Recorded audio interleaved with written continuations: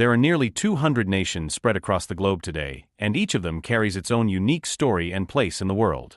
Some are landlocked and enclosed by their neighbors with no direct access to the sea. Others enjoy long stretches of sandy beaches and coasts that link them directly to the oceans and seas. Then there are those that stand as islands completely surrounded by water. Most countries fall into one of these familiar categories. Yet there are a few exceptions that seem to defy this common logic. Among the most fascinating of these is a little country tucked away in a corner of Europe, a country so small and unusual that many people are surprised to learn it even exists. This is the story of San Marino. San Marino is officially known as the most serene Republic of San Marino. It covers just about 24 square miles, which makes it one of the smallest countries in the world. Despite its size, its story stretches across centuries and is filled with resilient strategy and remarkable luck. The most curious fact about this country is its geography. San Marino is not simply landlocked. It is completely enclosed within the borders of another nation. Every direction you turn in San Marino, you are still in Italy. This tiny republic is like a pocket stitched into the Italian fabric of the peninsula. Despite this unusual location, San Marino has remained an independent sovereign nation for well over 1,000 years. How exactly did this come to be, and how has such a small state managed to endure when so many other tiny territories have been swallowed up by larger powers? The origins of San Marino trace back to the early 4th century. According to tradition, a Christian stonemason named Marinus left his home on the island of Rab, which is in present-day Croatia. He traveled across the Adriatic Sea to the Italian city of Rimini. At that time, Christianity was under severe persecution by the Roman Emperor Diocletian. In search of safety, Marinus made his way inland and climbed the rugged slopes of Monte Titano. There on the mountain he built a small monastery and chose to live as a hermit devoted to prayer and work.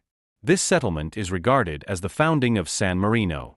September 3rd of the year 301 is celebrated as the official birth date of the Republic. Around Marinus, other followers and settlers gathered, drawn to the safety of the mountain retreat. In time, a small community formed, and this became the seed from which San Marino would grow. In the centuries that followed, Italy was fragmented into numerous states, kingdoms, and principalities. After the collapse of the Roman Empire, there was no single united Italy.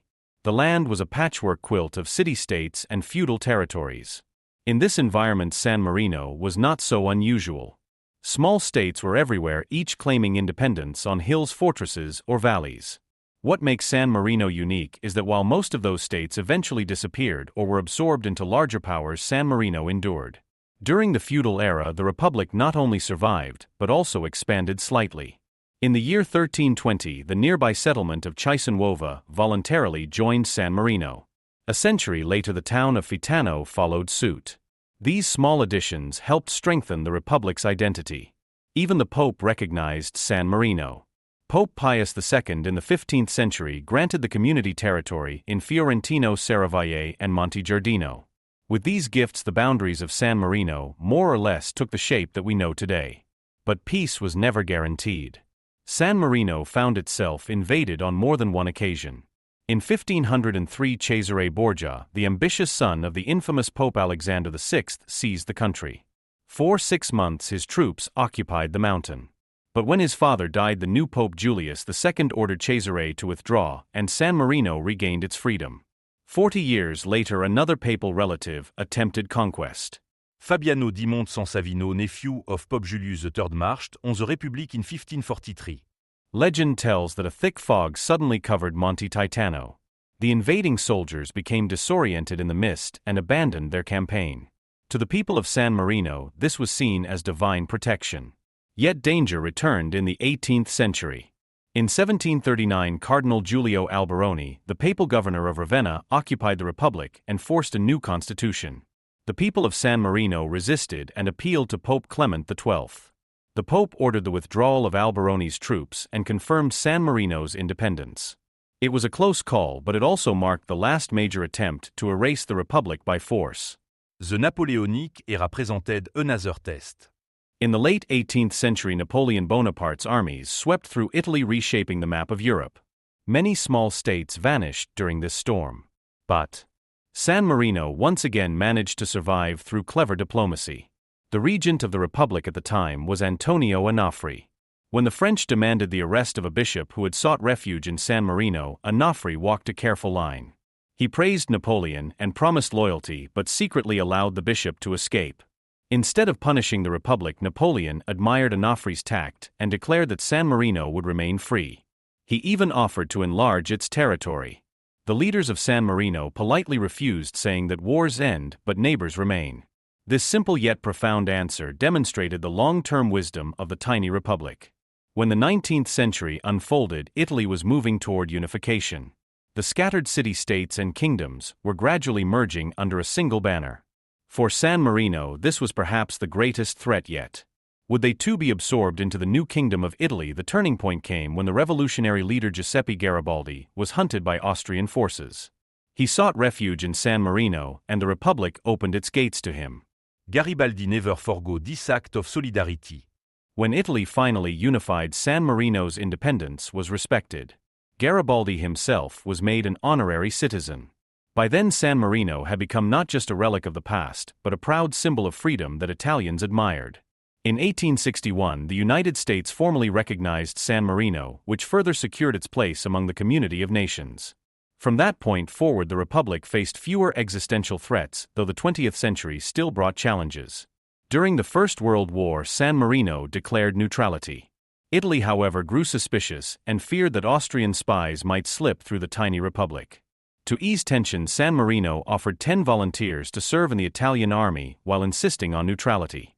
This gesture reassured the Italians and allowed San Marino to stay out of the conflict.